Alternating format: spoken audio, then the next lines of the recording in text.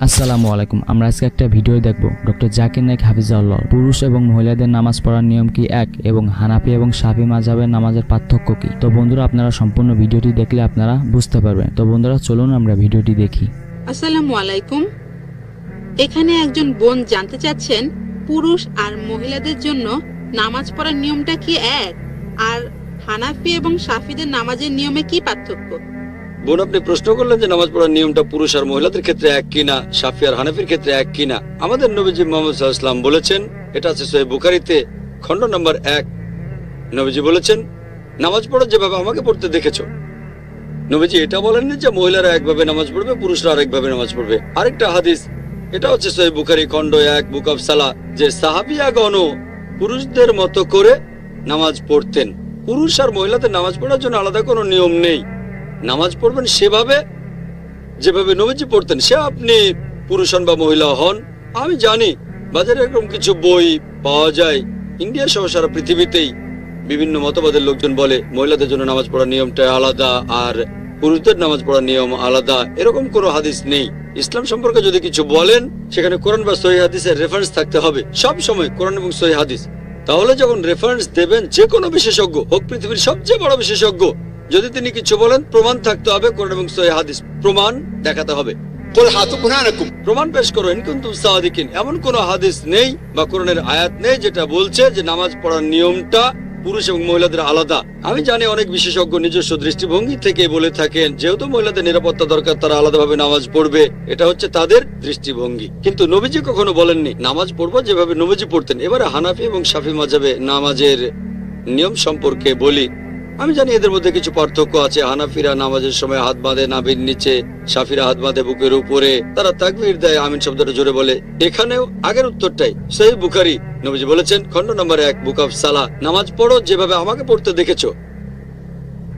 আর এই চারজন ইমাম, ইমাম শাফি, ইমাম আহমদ ইবনে হাম্বল, ইমাম আবু হানিফা, ইমাম মালিক, এই চারজন বিখ্যাত ইমামই বলেছেন, যদি দেখো আমার কোনো ফতোয়া আল্লাহ এবং রাসূলের বিরুদ্ধে যাচ্ছে, ফতোয়া দেওয়ালে ছুঁড়ে মারো।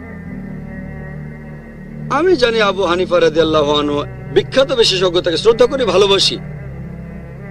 মানুষে বলে যে তিনি বলেছেন যখন তোমরা নামাজ পড়বে নাভির নিচে হাত বাঁধবে। আবু দাউদে একটা হাদিস আছে, আবু দাউদ খণ্ড নম্বর 1 বুক অফ সালাহ, বলা হয়েছে নবীজি নামাজের সময় নাভির নিচে হাত বাঁধতেন। তবে এটা জয়ীফ হাদিস। ঠিক এর পরের হাদিসটাই বলছে, যেটা সহিহ হাদিস, যে নবীজি হাত বাঁধতেন নাভির উপরে। আরো সহিহ হাদিস আছে সহিহ ইবনে খুজাইমা, যেটা বলছে নবীজি হাত বাঁধতেন বুকের উপরে। সহিহ হাদিস যখন বলছে নবীজি বুকের উপর হাত বাঁধতেন, নাভির নিচের হাদিসটা জয়ীফ। তাহলে নামাজ পড়ার সঠিক নিয়ম বুকের উপর হাত বাঁধা। তার মানে এই না যে ইমাম শাফির সব কথা ঠিক অথবা ইমাম আবু হানিফা, তারা দুজনেই শান্তিতে থাকুন, তিনি ভুল। এরা সবাই বিখ্যাত বিশেষজ্ঞ, তাদের শ্রদ্ধা করি, তারা মহান আলেম। তবে আমরা বুঝতে পারছি না যে সেই সময়ে সব হাদিসই লিপিবদ্ধ হয়নি। আমাদের নবীজির জীবদ্দশায় কোরআন লিপিবদ্ধ হয়েছিল, এটা নিয়ে কোনো সন্দেহ নেই, নবীজির নিজস্ব তত্ত্বাবধানে। তবে হাদিস লিপিবদ্ধ করা হয়েছে নবীজির ইন্তেকালের 50 বছর পর, 100 বছর পর বা 150 বছর পরে। এই বিশেষজ্ঞগণ অনেক আগে এসেছেন, আর যেহেতু তাদের কাছে সবগুলো সহিহ হাদিস ছিল না, তারা তখন যে ফতোয়া দিয়েছেন সেগুলো তাদের তখনকার জ্ঞানের ভিত্তিতে।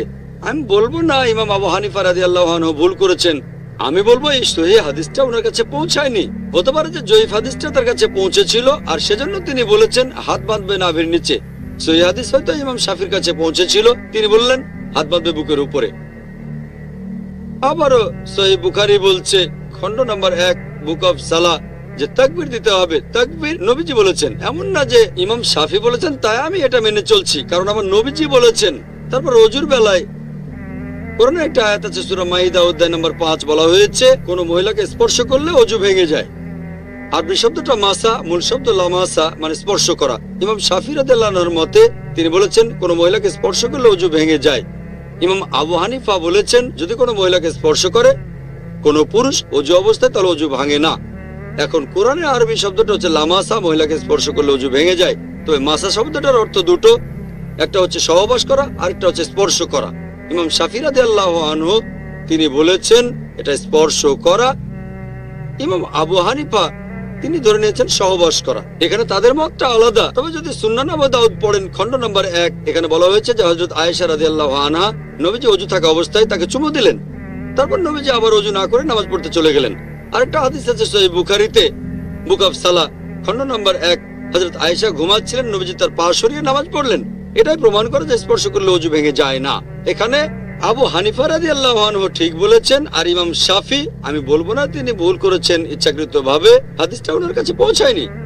সবাই বিখ্যাত বিশেষজ্ঞ, আর তারা বলেছেন, দেখো যদি আমার কোনো ফতোয়া আল্লাহ এবং রাসূলের বিরুদ্ধে যাচ্ছে, তোমরা আমার ফতোয়া দেওয়ালে ছুঁড়ে মারো। আমি তাই বলবো, আমি একজন পাক্কা হানাফি। আমি ডক্টর জাকির নায়েক একজন পাক্কা হানাফি। কেন?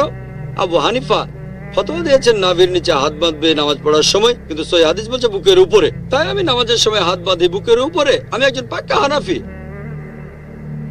ইমাম শাফি বলেছেন, যদি দেখো আমার কোনো ফতোয়া আল্লাহ এবং রাসূলের বিরুদ্ধে যাচ্ছে, সেটা দেওয়ালে ছুঁড়ে মারো। ইমাম শাফি বলেছেন, ওযু অবস্থায় কোনো মহিলাকে স্পর্শ করলে ওযু ভেঙে যায়, কিন্তু সহিহ হাদিস বলছে ওযু ভেঙে যায় না। তাহলে কোনো মহিলাকে অনিচ্ছাকৃতভাবে স্পর্শ করলে ওযু ভেঙে যায় না। যেহেতু আমি ইমাম শাফির ফতোয়া দেওয়ালে ছুঁড়ে মেরেছি, তিনিই বলেছেন আমি একজন পাক্কা শাফি। আমি পাক্কা হানাফি, পাক্কা শাফি, আমি পাক্কা হামলি, এছাড়া পাক্কা মালিকি। পাক্কা মানে খাঁটি, আমি মেনে চলি 100%, অন্যরা মানে হয়তো 80 বা 90%, অথবা আবু হানিফার 60%। আমি পুরোপুরি মেনে চলি। এই চারজন ইমামই বলেছেন, যদি দেখো আমার কোনো ফতোয়া আল্লাহ এবং রাসূলের বিরুদ্ধে যাচ্ছে, ফতোয়া দেওয়ালে ছুঁড়ে মারো। এই চারজন ইমামই বিখ্যাত বিশেষজ্ঞ, তাদের শ্রদ্ধা করি। তবে আমাদের বুঝতে হবে, সব হাদিস তখনও লিপিবদ্ধ হয়নি। এখন সবকিছু আমাদের হাতের নাগালে, সিডি রোমে পাবেন, বইয়ে পাবেন, অ্যাভেলেবল।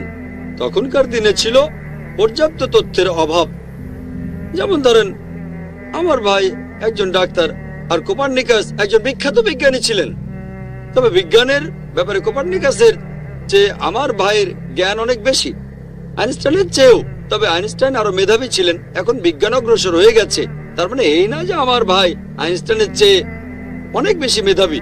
আইনস্টাইন আমার ভাইয়ের চেয়ে অনেক বড় জিনিয়াস। তবে যেহেতু অনেক বছর পার হয়ে গেছে, আমার ভাই বিজ্ঞান সম্পর্কে তথ্য বেশি জানে, আধুনিক তথ্য বেশি জানে। তবে বেশি মেধাবী আইনস্টাইন, আইজাক নিউটন বা কোপার্নিকাস। যেহেতু বিজ্ঞান অগ্রসর হয়েছে, তাই আমরা একটু বেশি তথ্য জানি। এই চারজন ইমামও জিনিয়াস ছিলেন, তাদের ভালোবাসি, শ্রদ্ধা করি। তবে এখন অনেক কিছু লিপিবদ্ধ হয়েছে, আর আমাদের বুঝতে হবে, আল্লাহ পবিত্র কোরআনে বলেছেন, সূরা আল ইমরান অধ্যায় নম্বর 3 আয়াত 103, ওয়াতাসিমু বিহাবলিল্লাহি জামিআ ওয়া লা তাফাররাকু। তোমরা আল্লাহর রজ্জু শক্ত করে ধরো, পরস্পর বিচ্ছিন্ন হয়েও না। আমরা বিভিন্ন দলে ভাগ হব না। আর নামাজ পড়ার একমাত্র নিয়ম, সেটা হানাফি, শাফি বা মালিকিদের নিয়মে না, হবে আমাদের নবীজির নিয়মে।